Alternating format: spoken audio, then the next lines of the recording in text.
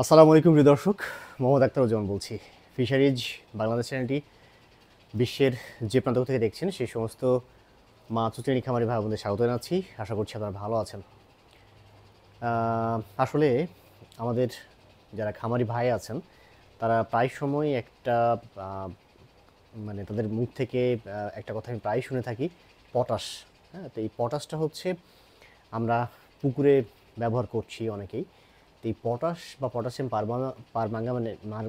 পারম্যাঙ্গানেটটা পুকুরে ব্যবহার আসলে করা যাবে কিনা, বা আসলে আমাদের খামারি ভাইরা এইটাকে কি বলবো, মানে যেটার সঠিক ব্যবহার আদৌ করছেন কিনা, বা আসলে যে উদ্দেশ্যে করছেন সেই উদ্দেশ্যটা ঠিক আছে কিনা সেই বিষয় নিয়ে একটা ভিডিও।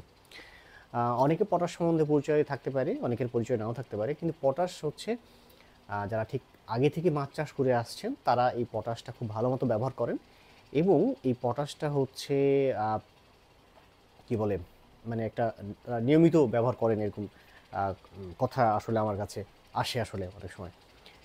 তো পটাশটা হচ্ছে কি যদি বলি, পটাশটা হচ্ছে এক ধরনের অক্সিডাইজিং এজেন্ট, যেটা হচ্ছে আপনার একটা জীবাণুনাশক হিসেবে কাজ করা হয় বা জীবাণুনাশক হিসেবে ব্যবহার করা হয়।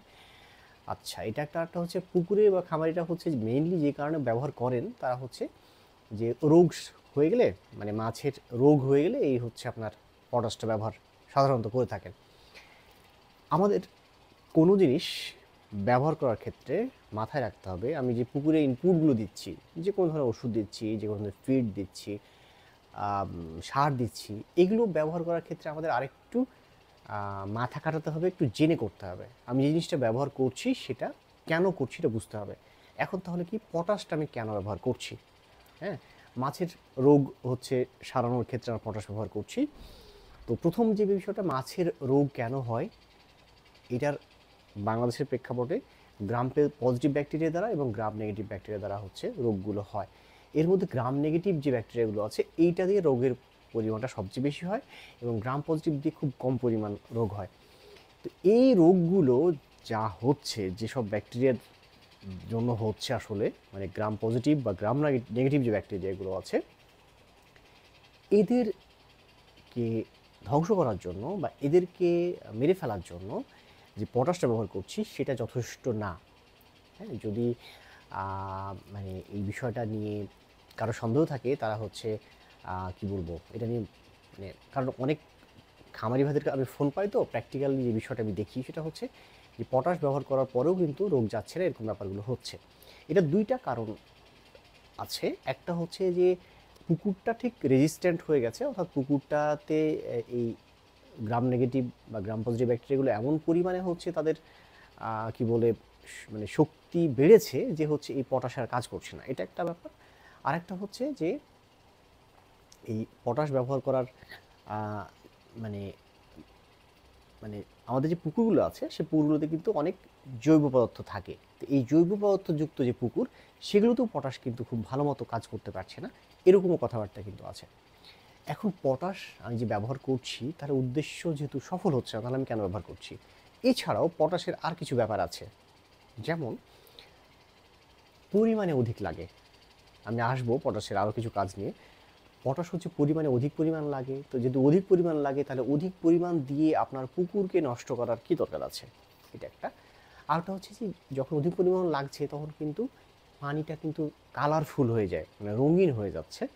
ফলে যেটা হয় সেটা হলো যে সালোক সংশ্লেষণ বন্ধ হয়ে যায়। সালোক সংশ্লেষণ মানে বুঝতে পারছেন, সূর্যালোকের উপস্থিতিতে কিন্তু এই ফাইটোপ্লাঙ্কটন এটার হলো সালোক সংশ্লেষণের মাধ্যমে অক্সিজেন তৈরি করে। সো যখন এটা কালার রঙিন হয়ে যাচ্ছে তখন কিন্তু সালোক সংশ্লেষণ বন্ধ থাকছে। সালোক সংশ্লেষণ বন্ধ হওয়ার ফলাফল হচ্ছে অক্সিজেনের ঘাটতি হচ্ছে, স্বল্প তা তৈরি হচ্ছে।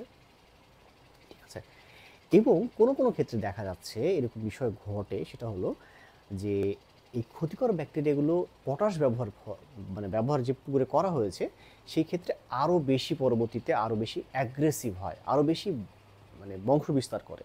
অর্থাৎ রোগ তো ধরেন যাওয়া, অর্ধ যাওয়া, মানে কিছুটা ভালো হওয়া কিছুটা ভালো না হওয়া পর্যায়ে থাকে, তার চেয়ে পরবর্তীতে আরও ভালো মতো ফিরে আসে, বা ওই পুকুরে রোগ লেগে থাকে, বা আরও ওই ক্ষতিকর ব্যাকটেরিয়ার পরিমাণটা বেড়ে যায়।